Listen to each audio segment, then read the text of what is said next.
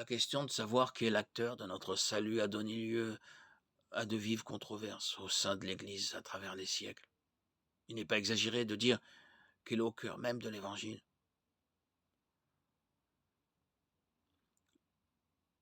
Il y a deux termes à définir, le théologisme et le monergisme.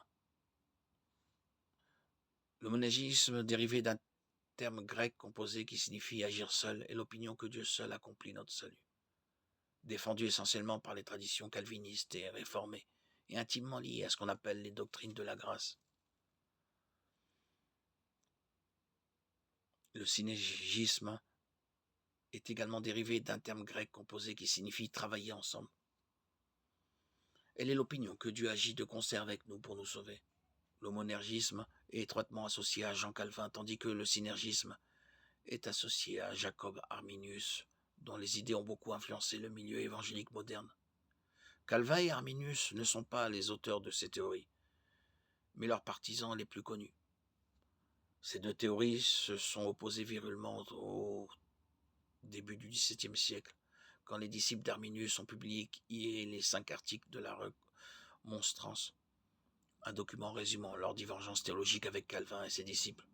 Le cœur du débat est la différence entre la doctrine calviniste de l'élection inconditionnelle et la doctrine arminienne de l'élection conditionnelle. Si on croit que l'élection est inconditionnelle, on penchera vers une vision monergiste du salut, tandis que si on croit que l'élection est fondée sur la préscience divine, qui sait d'avance qui croira en lui, on penchera vers une vision synergiste. L'élection inconditionnelle est affirmée dans la confession de foi de Westminster, avant que ne soit posé le fondement du monde. Dieu a choisi en Christ, selon son dessein éternel et immuable, et selon le conseil secret et le bon plaisir de sa volonté, les êtres humains prédestinés à la vie et à la gloire éternelle.